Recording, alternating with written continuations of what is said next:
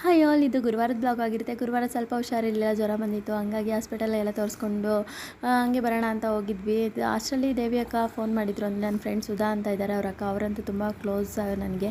ಯಾವಾಗಲೂ ಅಕ್ಕ ತಂಗಿರಿಲ್ಲ ಅಂತ ಯೋಚನೆ ಮಾಡ್ತಾ ಇರ್ತೀನಿ. ಇವರೆಲ್ಲ ನಿಜವಾಗ್ಲೂ ನಂಗೆ ಅಕ್ಕಗಿಂತ ಹೆಚ್ಚಾಗಿ ನೋಡ್ಕೋತಾರೆ. ಸರಿ ಅಂದ್ಬಿಟ್ಟು ಅವ್ರ ಮನೆಗೆ ಹೋಗ್ಬೇಕಾದ್ರೆ, ನಮ್ಮ ಮನೆಯಿಂದ ಅವ್ರ ಮನೆಗೆ ಆಟೋದಲ್ಲಿ ಹೋಗಬೇಕು. ಅಂದ್ರಳ್ಳಿಯಿಂದ ರಾಜಗೋಪಾಲ್ ನಗರಕ್ಕೆ ಯಾವುದೇ ಬಸ್ ಇಲ್ಲ. ಆಟೋದಲ್ಲಿ ಹೋಗ್ಬೇಕಾದ್ರೆ ಹಿಂಗೆ ಮಾತಾಡ್ಕೊಂಡು ಹೋಗ್ತಾಯಿದ್ವಿ. ಅಲ್ಲೇ ಒಬ್ಬರು ಅಮ್ಮ ಇದ್ದರು, ಭಾರತಿ ಅಂತ ಅಂದ್ಬಿಟ್ಟು. ಅವ್ರ ಅಮ್ಮನ ಮನೆಗೆ ಬಂದಿದ್ರು. ಅವ್ರ ಅಮ್ಮನ ಮನೆ ಮೋಸ್ಟ್ಲಿ ನಮ್ಮ ಮನೆ ಹತ್ರನೇ ಇರ್ಬೋದು. ಒಂದಿನಕ್ಕೂ ನಾನು ಯಾರು ಅಂತ ನೋಡಿಲ್ಲ, ಅವ್ರು ಯಾರು ಅಂತ ನನ್ನ ನೋಡಿಲ್ಲ. ಸರಿ ಹೆಂಗೆ ಮಾತಾಡ್ಬೇಕಾದ್ರೆ ನಮ್ಮಮ್ಮ ಇಲ್ಲ ಅಂತ ಗೊತ್ತಾಗಿತ್ತು. ಅವರಮ್ಮ ಕುಂಕುಮಕ್ಕೆ ಅವ್ರಿಗೆ ಸೀರೆ ಕೊಟ್ಟಿದ್ರಂತೆ.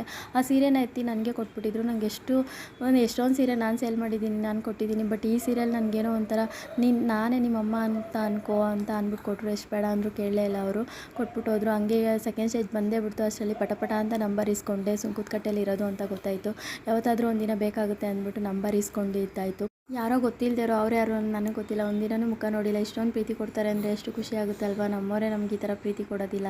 ಏನೋ ಕೊಟ್ಟರು ಅಂತ ಮಾತ್ರ ಪ್ರೀತಿ ಅಲ್ಲ, ಹೆಂಗಿದೆಯಾ ಅಂತ ಕೇಳೋ ಕನಸನ್ನು ನಮ್ಮವ್ರಿಗಿರೋದಿಲ್ಲ. ಅದಕ್ಕೆ ಇದು ನಂಗೆ ಒಂಥರ ಹೊಸ ಅನುಭವ ಆಯಿತು. ಹಂಗಾಗಿ ನಿಮ್ಮ ಜೊತೆನೂ ಶೇರ್ ಮಾಡೋಣ ಅಂತ ಅಂದ್ಬಿಟ್ಟು ಹೇಳ್ತಾ ಇದ್ದೀನಿ. ಸೀರೆ ಹೇಗಿದೆ ಅಂತ ಇನ್ನೊಂದು ವೀಡಿಯೋದಲ್ಲಿ ಅಪ್ಲೋಡ್ ಮಾಡ್ತೀನಿ, ಯಾಕಂದರೆ ಅದು ನಾನು ಉಟ್ಕೊಂಡೇ ತೋರಿಸ್ತೀನಿ. ಅಷ್ಟು ಖುಷಿಯಾಗಿದೆ ನನಗೆ. ಎಷ್ಟು ಸಾವಿರ ಸೀರೆ ಇದ್ರೂ ಇದು ಒಂಥರ ಸ್ಪೆಷಲ್ ಅನ್ನಿಸ್ತು.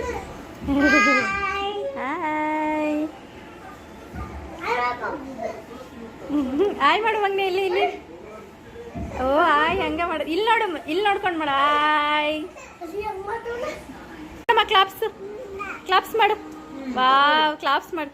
ಆಯ್ ಮಾಡಮ್ಮ, ಕ್ಲಾಪ್ಸ್ ಮಾಡಮ್ಮ, ಕ್ಲಾಪ್ಸ್. ಇದು ನನ್ನ ಫ್ರೆಂಡು ಸುಧಾ ಅಂತ, ಅವ್ರ ಅಕ್ಕ ಅವ್ರ ಮನೆ ಇದು ದೇವಿ ಅಂತ. ನನ್ನ ತುಂಬ ವರ್ಷದ ಫ್ರೆಂಡ್ಸ್ ಇವರೆಲ್ಲ. ಇವ್ರು 3 ಜನ ಅಕ್ಕ ತಂಗಿರು. 3 ಜನ ನನಗೆ ತುಂಬಾ ಕ್ಲೋಸು. ಹೋದಾಗೆಲ್ಲ ತುಂಬ ಪ್ರೀತಿಯಿಂದ ನಮ್ಮ ದೇವಿ ಅಕ್ಕ ಅಂತೂ ಅವ್ರ ಮನೆಗೆ ಹೋದರೆ ನನಗೆ ನಮ್ಮ ಮನೇಲಿ ಇದ್ದಷ್ಟೇ ಫೀಲ್ ಆಗ್ತಿರುತ್ತೆ, ಆ ಥರ ನೋಡ್ಕೊಳ್ಳುತ್ತೆ. ಹಂಗಾಗಿ ನಾನು ಅವ್ರ ಮನೆಗೆ ಹೋಗೋಕ್ಕೆ ಇಷ್ಟಪಡ್ತಾಯಿರ್ತೀನಿ. ಇರು ಅಂತ ಹಿಂಸೆ ಮಾಡ್ತಾಯಿದ್ರು, ಲೇಟ್ ಆಯಿತು ಅಂತ ಅಂದ್ಬಿಟ್ಟು. ನಾನು ಹೇಳ್ತಾಯಿದ್ದೆ, ಅವರು ನನಗೆ ಅಂತೂ ಕಳಿಸಲ್ಲ. ನಾನು ಹೋಗ್ಬಿಟ್ರೆ ಅಡುಗೆ ಎಲ್ಲ ಮಾಡ್ತಿದ್ರು, ಹಾಲು ಕೀರೆಲ್ಲ ಮಾಡಿದರು. ಹಾಲು ಕೀರೆಲ್ಲ ತಿಂದ್ಕೊಂಡು ನಾವು ಸುಧಾ ಮಾತಾಡ್ತಾಯಿದ್ವಿ ಸ್ವಲ್ಪ. ತುಂಬ ದಿನ ಆದಮೇಲೆ ಸಿಕ್ಕಿದ್ವಲ್ಲ, ಅದು ಇದು ಮಕ್ಳ ಕತೆ ಗೊತ್ತಲ್ಲ. ಮೊದಲೆಲ್ಲ ಕಾಲೇಜಿಗೆ ಹೋಗ್ಬೇಕಾದ್ರೆ, ಸ್ಕೂಲೆಲ್ಲ ಹೋಗ್ಬೇಕಾದ್ರೆ ಎಲ್ಲ ಹೆಂಗಿರ್ತೀವಿ. ಇವಾಗ ನೋಡಿ ಇಬ್ಬಿಬ್ಬರು ಅವ್ರಿಗೆ ಊಟ ತಿನ್ನಿಸೋದು, ನಾವು ಅದೇ ಇದೆ. ಅಯ್ಯೋ ಮೊದಲಿನ ಥರ ಅವಳೊಂದು ಪಾಪನ ಹಿಡ್ಕೊಂಡಿದ್ದಾಳೆ ನೋಡಿ. ನಮ್ಮ ಪಾಪು ಇದೂ ಅಷ್ಟೇ, ಕೂತಿತ್ತವು ಕೂರಲ್ಲ, ನಿಂತಿತ್ತವು ನಿಲ್ಲಲ್ಲ. ಈ ಮಕ್ಕಳೆಲ್ಲ ಹಿಂಗೆ. ಅವಳು ಪಾಪ ಒದ್ದಾಡ್ತಾಯಿದ್ಲು ನನಗೆ, ಅವಳು ಒಂದಕ್ಕೆ ಒದ್ದಾಡ್ತಾಯಿದ್ಲು ನನಗೆ. ಎರಡು ನೋಡಿ ನಮ್ಮ ಪ್ರಣಿ ಎಷ್ಟು ಹಿಂಸೆ ಕೊಟ್ಟಾಕ್ಬಿಟ್ಟ ಅಂದರೆ ಒಂದು ನಿಮಿಷದಲ್ಲಿ. ನಮ್ಮ ಪರಿಗಂತೂ ಸಿಕ್ಕಾಬಟ್ಟೆ ಹಿಂಸೆ ಕೊಡ್ತಾಯಿದ್ದ. ಅವರಿಬ್ಬರು ಹೇಳ್ತಾಯಿದ್ರು, ಹಿಂಸೆ ಕೊಟ್ಟೋಯ್ತು ನಾನು ನೋಡಿ, ಏನು ರಶ್ಮಿ ಹೆಂಗೆ ಹಿಡಿತೇವೆ ನಮ್ಮ ಮನೇಲಿ ಅಂತ ಹೇಳ್ತಾಯಿದ್ರು. ಓದ್ಕೊಂಬಿಟ್ಟೈತೆ. ನಮ್ಮ ದೇವಿ ಅಕ್ಕ ಮಾಡ್ತಿರೋ ಸಾವಿಗೆ ಪಾಯಸ, ಚಿಕನ್, ಮಟನ್, ಎಗ್ಗುನು. ಇವತ್ತು ಗುರುವಾರ ಆಗಿರೋದ್ರಿಂದ ರಾಘವೇಂದ್ರ ಸ್ವಾಮಿ ಭಕ್ತರು, ಹಂಗಾಗಿ ಎಗ್ಗೂ ಇಲ್ಲ. ನಮ್ಮ ಅಮ್ಮ ಆಲ್ರೆಡಿ ಮಾಡ್ಕೊಟ್ಲು, ನಮ್ಮ ದೇವಿ ಅಕ್ಕ ಮಾಡ್ಕೊಡಲ್ಲ. ಅಮ್ಮ ಎಗ್ಗಮ್ಮ, ಎಗ್ಗು ಅಮ್ಮ ತಿನ್ಬಿಟ್ಟಲ್ಮ್ಮ. ನಿಜ ತಿಂದೆ ನಾನು. ಅಲ್ಲಿ ಫಿಲ್ಟರ್ ಇದಾಕ ಬೇಲ್ಗಡೆ ಅದು ಹೊತ್ತಕ್ಕ. ದೇವಿ ಅಕ್ಕನ ಮಗಳು ಅಷ್ಟೇ ಫ್ರೆಂಡ್ಲಿಯಾಗಿರ್ತಾಳೆ. ಅವಳು ಎಗ್ಗು ನಮಗೂ ಮಾಡಿಕೊಟ್ಬಿಟ್ಲು, ಅವಳು ತಿಂದ್ಲು. ನಮ್ಮ ದೇವಿ ಅಕ್ಕ ಕೆಲ್ಸಕ್ಕೆ ಹೋಗಿತ್ತು ಬರೋಷ್ಟರಲ್ಲಿ. ಅಯ್ಯೋ ಅವಳು ಹೇಳ್ತಾಯಿದ್ಲು, ಅಮ್ಮ ತಿಂದ್ಬಿಟ್ಟೆ ಅಮ್ಮ ಗುರುವಾರ ಅಂತ. ನಮ್ಮ ದೇವಿ ಅಕ್ಕ ಗುರುವಾರ ಎಲ್ಲ ತಿನ್ನಲ್ಲ, ತರೋದು ಇಲ್ಲ. ಹಂಗೆ ಕೆಲವೊಬ್ಬರು ಹಂಗೆ ದೇವ್ರ ವಿಷಯದಲ್ಲಿ ಸ್ವಲ್ಪ ತುಂಬಾ ಇಷ್ಟಾಗಿರ್ತಾರೆ. ಅಯ್ಯೋ ದೇವರಿಲ್ಲ ಅಂದರೆ ಇಲ್ಲ ಅನ್ನೋ ಥರ ನಮ್ಮ ದೇವಿ ಅಕ್ಕ. ಮಕ್ಳಿಗೇನಾದರೂ ಆದರೆ ತಾಯ್ತ ಕಟ್ಸು, ದೇವಸ್ಥಾನಕ್ಕೆ ಕರ್ಕೊಂಡೋಗು, ಹುಷಾರಿಲ್ಲ ಅಂತಿರ್ತೀಯ, ನೀನು ದೇವಸ್ಥಾನಕ್ಕೆ ಹೋಗು ಅಂತೆಲ್ಲ ಹೇಳ್ತಾಯಿತ್ತು. ಸರಿ ಅಕ್ಕ ಆಯಿತು ಹೋಗ್ತೀನಿ ಅಂತ ನಾನು ಹೇಳ್ತಾಯಿದ್ದೆ. ಆಮೇಲೆ ಹೋಗು ರಶ್ಮಿ, ದೇವರು ಇದ್ರೇ ನಾವು ಹಂಗೆ ಹಿಂಗೆ ಅಂತೆಲ್ಲ ಹೇಳ್ತಾಯಿತ್ತು.